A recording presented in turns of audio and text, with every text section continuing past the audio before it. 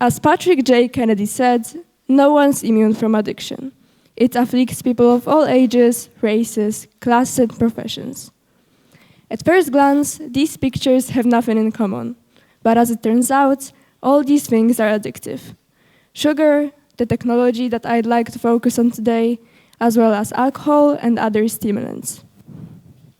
Nowadays, technology has become an integral part of our daily lives. At every turn, we encounter improvements in technology and the operation of artificial intelligence. Most of us cannot imagine a day or even a few hours without a phone. The internet addiction is becoming one of the most common around the world.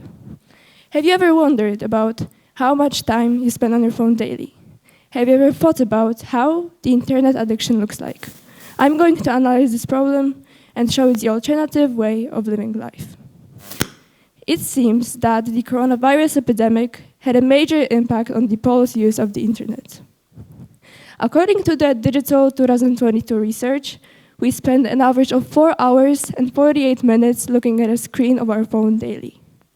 That means that, assuming that we use mobile devices for 60 years of our lives, we would spend over 12 years online, which equals over 4,000 days of our lives scrolling through different apps and watching videos or playing video games.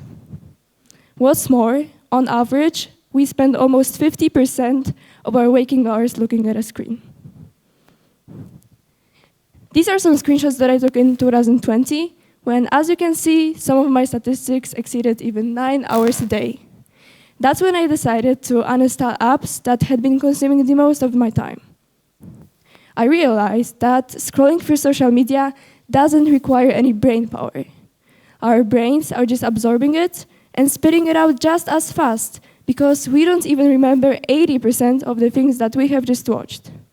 The algorithms powering social media platforms constantly analyze our behavior and use that data to create personalized experiences that keep us coming back for more.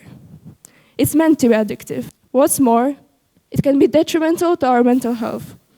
The chemical dopamine is released whenever we get a buzz, beep, or flash from our phone. Dopamine is the exact same chemical that's released in alcohol, nicotine, and gambling. Social media often displaces real-life relationships as teens and young adults prioritize virtual ones. We neglect our families, friends, schools, and hobbies. We are missing out on the best years of our lives when we should be experiencing new things, adventures, meeting people, and creating lifelong memories. Things which are worth doing.